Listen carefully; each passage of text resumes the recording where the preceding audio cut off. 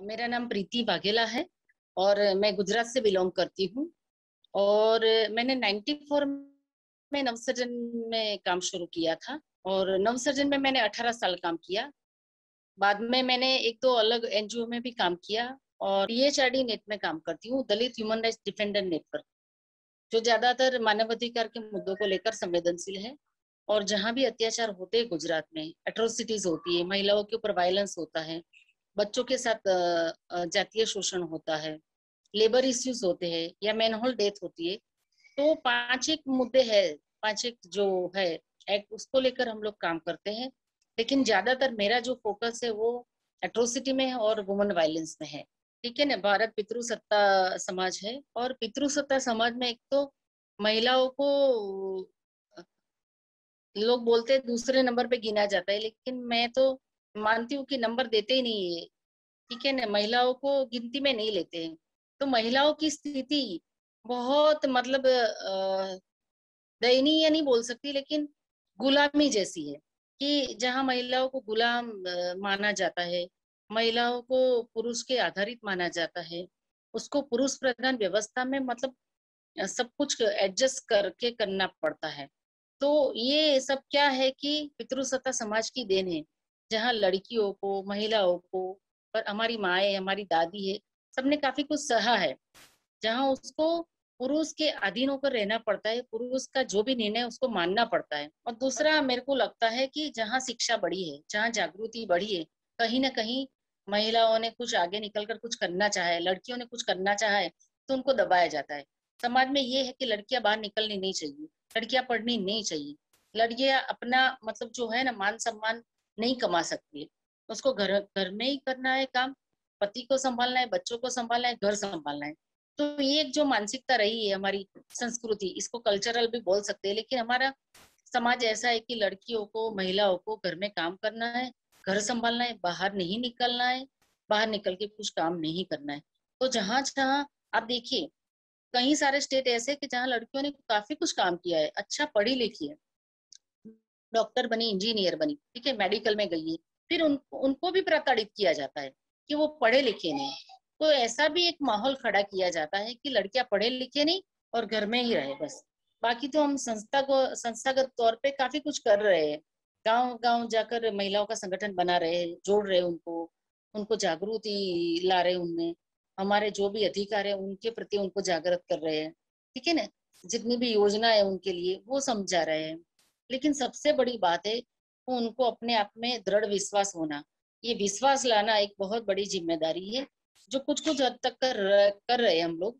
और काफी कुछ गांवों में बदलाव आया है, लेकिन महिलाओं ने अपना जो है एक ग्रुप बनाया है, संगठन बनाया है, उसको हमने गुजरात में तो महिला अधिकार पंच नाम दिया है। तो महिलाओं को अधिकार के साथ जोड़ना एक बहुत बड़ी मुहिम है और हमने काफी लड़ाइयाँ लड़ी है, काफी काम किया है। लेकिन जहां जातिगत हिंसा आती है, जातिगत हिंसा होती है, सपोज रेप हो गया, उसकी छेड़ती हो गई, ठीक है ना, उसके ऊपर उसने गलत वीडियो उसके व्हाट्सएप पे डाल दिया, ये चीजें कैसी है कि हमको सोचना पड़ेगा उसके बारे में कि उसका जवाब कैसे दे। कायदा के तौर पे तो हम दे रहे हैं, उसके खिलाफ एफआईआर दर्ज करवाना, ठीक है ना, पुलिस को बताना कि ऐसा ऐसा हुआ है हमारे साथ, और ये एक लंबी लड़ाई चलती है। लेकिन अगर समाज में जागृति है, कुटुंब में जागृति है, तो वो लड़की को, महिला को सपोर्ट मिलेगा। मैं ये बोलती हूँ कि जातीय हिंसा महिलाओं को अपमान करने का ही जरिया नहीं है, उसका अस्तित्व खत्म करने का जरिया है। और उसको समझना चाहिए कि अगर मेरा अस्तित्व खत्म करने के लिए पूरा षड्यंत्र है, तो फिर महिलाओं को अपने अस्तित्व को लेकर काफी कुछ सोचने की जरूरत है, काफी कुछ रणनीति बनाने की जरूरत है। और उसके लिए सरकार को, प्रशासन को, पुलिस को, संस्थाओं को काफी कुछ मिलजुल कर काम करने की जरूरत है, क्योंकि ये मामला इतना आसान नहीं है जितना हम सोच रहे हैं, ये बहुत ही गंभीर मामला है। अगर एक लड़की की बलात्कार हो जाता है तो उसका पूरा समाज में कितना प्रभाव होता है, कितना असर पड़ता है, समाज इसको कितना संवेदनशीलता से लेता है, एक तो पहली बात। और फिर बात आती है प्रशासन की, और उसको न्याय दिलाने में हरेक का सहभाग चाहिए, हरेक का मतलब योगदान चाहिए, तब वो लड़की ने कुछ हद तक अपने आप को फिर से समाज में अपनी बोलते हैं ना कि अपनी गरिमा से जीना वो सीख पाती, वरना वो लड़की कहीं ना कहीं खो जाती। ये एक किस्सा सुनने जैसा है। वो हाईकोर्ट में नौकरी कर रही है, हाईकोर्ट में 8 बजे तक वो बैठी अपना काम कर रही है। तो हाईकोर्ट में जो काम करते मेल मेल डिपार्टमेंट है, उसमें से एक उमर लायक जो बुजुर्ग थे, उसने उसको ऐसा बोला कि आपको इतनी देर तक काम नहीं करना चाहिए, रात हो गई, आप घर जाओ। देखिए हाईकोर्ट में बैठी वो लड़की, हाईकोर्ट में 8 बजे उसको बोलता है कि नहीं, अब आप घर जाओ, इतनी 8 बजे तक काम करने की कोई जरूरत नहीं, क्योंकि आप फीमेल हो।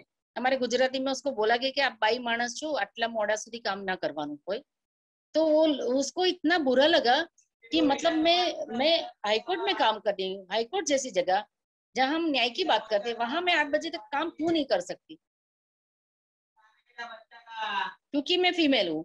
तो मेरे पे खतरा है कि 8 बजे तक मैं काम नहीं कर पाऊँ, घर पे जाऊंगी तो कुछ होगा, रास्ते में कुछ मुझे छेड़ेंगे, या कोर्ट में भी कोई छेड़ सकता है। तो देखिए ये है संवेदनशीलता। जैसे पालीताना का केस है, कोरोना के पहले इधर बावला में एक लड़की को सरेआम मतलब बाजार में उसने चाकू से मार डाला, इतने चाकू के वार किए।